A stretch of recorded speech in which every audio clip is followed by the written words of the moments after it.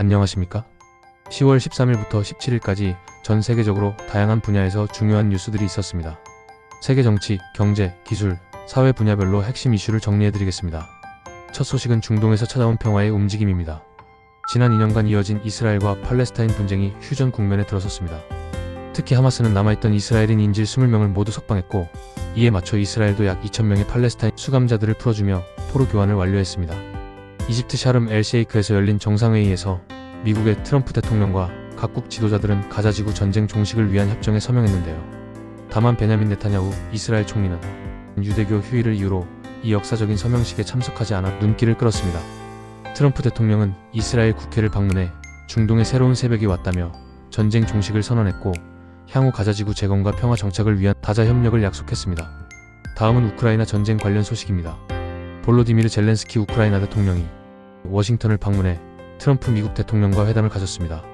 젤렌스키 대통령은 러시아와의 전쟁을 이어가기 위해 미국산 장거리 토마호크 미사일 지원을 요청했지만, 트럼프 대통령은 오히려 몇 주 뒤로 예정된 푸틴 러시아 대통령과의 회담을 언급하며 무기 지원에는 다소 신중한 태도를 보였습니다. 트럼프 대통령은 자신이 중재자 역할을 자처하며 젤렌스키 대통령도 평화를 원하고 푸틴 대통령도 원하고 있다. 이제 그들이 약간만 더 타협하면 된다고 발언해 무력 지원보다는 분쟁 종식 협상에 무게를 싣는 모습이었습니다. 한편 젤렌스키 대통령은 푸틴 대통령이 실제로는 휴전을 원치 않는다며 난항을 시사하기도 했습니다. 한편 미국과 베네수엘라 사이에도 긴장이 고조되고 있습니다.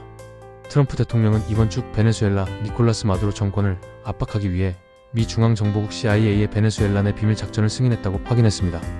이는 미 정부의 베네수엘라 정권 교체 전략의 일환으로, 뉴욕타임스 보도에 따르면 트럼프 행정부는 마두로 대통령을 건좌에서 몰아내기 위해 움직이고 있으며, 그의 체포 및 유죄 판결로 이어질 정보를 제공하는 대가로 $5천만 현상금까지 내걸고 있다고 합니다. 이러한 소식이 전해지자 베네수엘라 정부는 즉각 반발했는데요. 미국의 군사행동을 불법적인 레짐 체인지 시도로 규정하며 유엔 안보리에 항의하고 나섰습니다. 베네수엘라는 미국이 마약 단속을 명분으로 지난 한 달여간 자국 인근 카리브해에서 선박들을 잇따라 공격한 것에 대해서도 주권 침해라며 강하게 비난했습니다. 또 다른 세계 정치 소식으로 아프리카 마다가스카르에서 군부 쿠데타가 발생했습니다. 오랜 전력난과 빈곤 등에 분노한 젊은 층의 대규모 시위가 수주 동안 이어진 끝에 군부가 현직 대통령을 몰아낸 것인데요. 51세의 안드리 라조엘리나 대통령은 신변 위협을 느껴 해외로 도피했고, 의회는 그를 탄핵 소추했습니다. 이를 틈타 마다가스카르 군부는 우리가 권력을 잡았다고 국영 라디오를 통해 선언하며 상원과 헌법재판소 등 주요 국가기관을 해산했으며, 향후 2년간 군주도의 과도정부를 구성해 통치한 뒤 새 선거를 실시할 계획이라고 밝혔습니다. 라조엘리나 대통령은 2009년에도 쿠데타로 집권한 바 있는데요. 역설적으로 본인도 14년 만에 같은 운명을 맞았습니다. 아프리카 연합 AU는 즉각 마다가스카르의 회원국 자격을 정지시키며 군부 정권을 국제사회에서 인정하지 않겠다는 입장을 발표했습니다. 다음은 세계 경제 분야 주요 뉴스입니다. 이번 주 국제통화기금과 세계은행 연차 총회가 열려 새로운 세계 경제 전망이 발표되었는데요. IMF는 2025년 세계 경제 성장률 전망치를 3.2%로 상향 조정했습니다.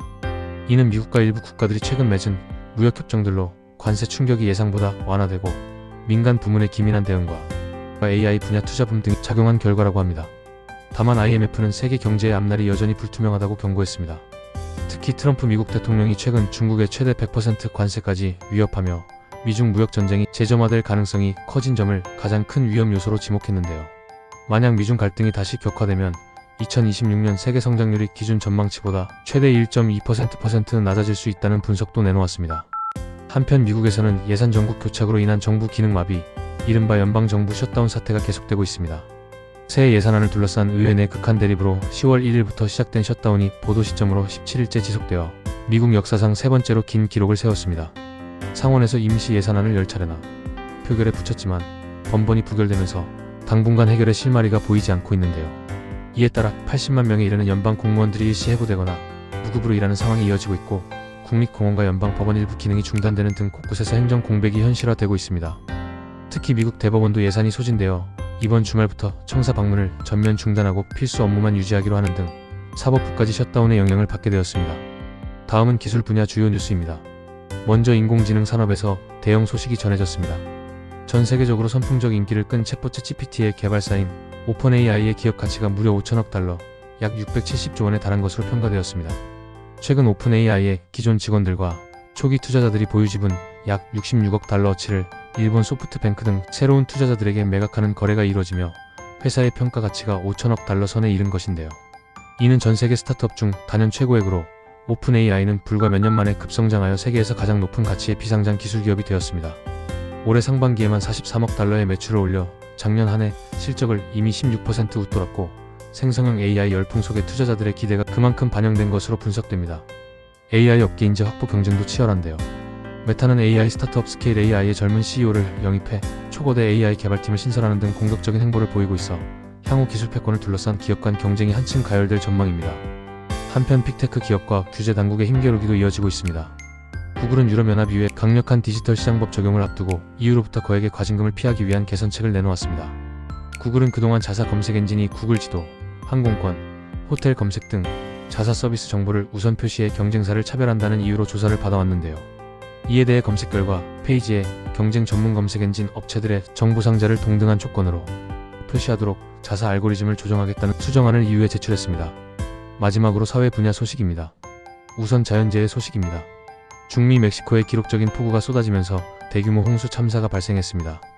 열대성 폭풍과 한랭전선이 동시에 겹친 이번 폭우로 멕시코 중부와 동부의 5개 주에서 최소 64명이 사망하고 65명이 실종되는 등 인명피해가 속출했습니다. 폭우로 강물이 범람하고 산사태가 잇따르면서 10만 채 이상의 가옥이 물에 잠기거나 파손되고 전기가 끊기는 등 피해 지역 주민들이 큰 어려움을 겪고 있습니다. 멕시코 정부는 군경 등 수천 명의 인력을 급파해 주민 대피와 실종자 수색, 긴급 구호 작전에 나섰는데요. 현재 주요 도로와 교량 복구, 전력 공급 재개 작업이 진행 중이며 침수 이후 고인 물에서 발생할 수 있는 댕기열 등 질병 확산 방지에도 주의를 기울이고 있습니다. 한편 남아메리카 우루과이에서는 역사적인 안락사 합법화 소식이 전해졌습니다. 우루과이 상원이 10월 15일 본회의 표결을 통해 이른바 존엄사 법안을 통과시킴으로써 우루과이는 중남미 최초로 안락사를 법률로 허용한 나라가 되었습니다. 그동안 콜롬비아 등 일부 국가에서 판례를 통해 제한적으로 인정된 사례는 있었지만 국회 입법으로 안락사를 합법화한 것은 지역 내에서 처음입니다. 이번 법은 말기 환자 등 치료 불가능한 고통을 겪는 성인에 한해 본인이 반복하여 명시적으로 동의한 경우 의사가 치관리적 조치를 통해 생을 마칠 수 있도록 규정하고 있습니다. 우루과이에서는 법안 논의가 무려 8년간 이어지는 등 신중한 접근을 거듭해왔는데요. 법안을 발의한 의원들은 이 법은 누구에게도 강요되지 않으며 다만 극심한 고통 속에 사는 이들에게 삶을 마무리할 자유로운 선택지를 제공하려는 것이라고 그 취지를 강조했습니다. 이상으로 세계 정치, 경제, 기술, 사회 분야의 주요 뉴스를 전해드렸습니다. 감사합니다.